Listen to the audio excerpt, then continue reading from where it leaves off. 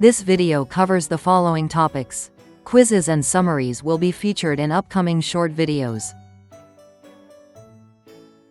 Emile Durkheim, born in 1858, died in 1917, was a French sociologist who is widely regarded as one of the founding figures of sociology, along with Max Weber and Georg Simmel.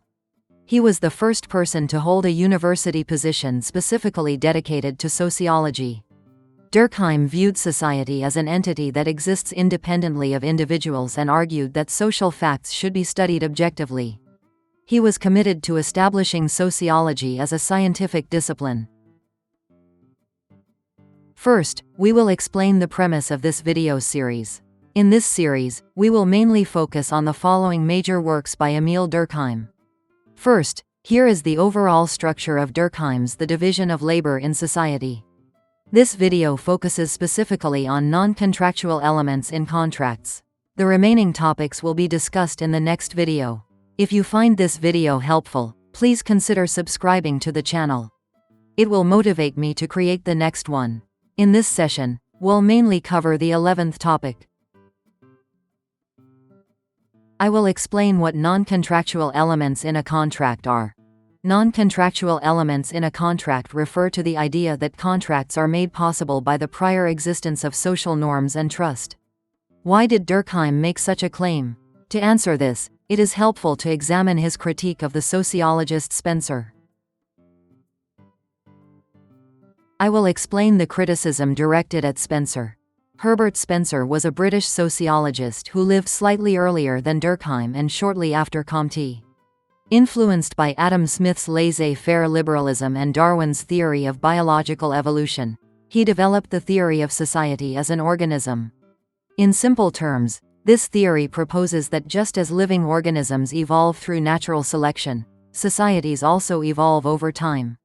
This idea is similar to that of Comte and is based on an analogical way of thinking. Spencer viewed society as something based on agreements arising from individual interests and believed that the development of society should emphasize individual freedom, arguing that social regulations hinder such development. This view is closely aligned with Adam Smith's concept of laissez-faire liberalism, which holds that free competition in the market leads to the most efficient economic outcomes. According to this perspective, if individuals are left to act freely, society will evolve through natural selection, making regulation unnecessary. Durkheim criticized Spencer's view, pointing out that society is not merely a collection of individual economic interests and their agreements. This critique is related to the so-called Hobbesian problem of order, namely, how social order emerges from a natural state. The sociologist Luhmann and Parsons argued that social order is made possible by norms, but he tended to treat these foundational norms as given, without explaining the process by which they originally emerge. I will explain the concept of contract in the theories of Luhmann and Parsons. The sociologist Niklas Luhmann also discussed the concept of contract.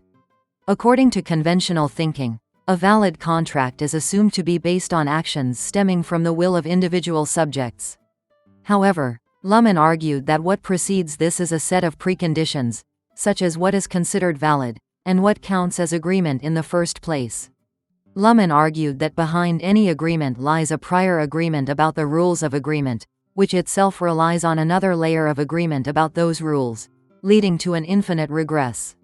Therefore, any agreement can only function as something that is always already presupposed by action.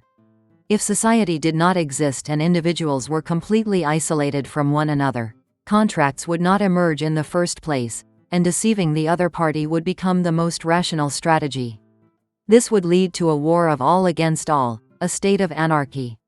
Apart from deception, another possible outcome would be a more animalistic condition in which individuals submit to others through sheer force. Nearly all human beings are born into a world where society already exists. Every society has some form of morality, some form of law, and some degree of trust that has already been established.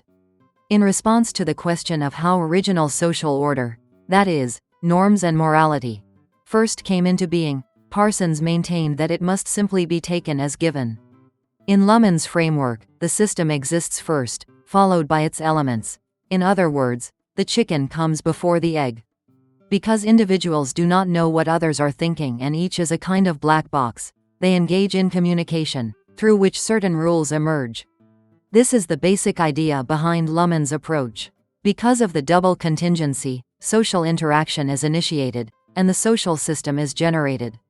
There is an image of difference here. One approach, like Husserl's phenomenology, tries to refine the notion of the origins as far as possible before concluding it is ultimately unknowable, while another approach, like Heidegger's, starts from the assumption of unknowability and interprets it as something given or gifted from the beginning. Durkheim, like Parsons and Luhmann, regarded social order as a legacy inherited from preceding generations, something that cannot be reduced to mere private interests or individuals. From this perspective, his view appears similar to Heidegger's. However, Durkheim goes further by specifically suggesting that a sense of the sacred may have influenced the idea of contracts in some form. The role of religion in this context will be explored in depth in a separate video. The notion that religion influences economic behavior connects importantly to Weber's idea that Protestantism affected the development of capitalism.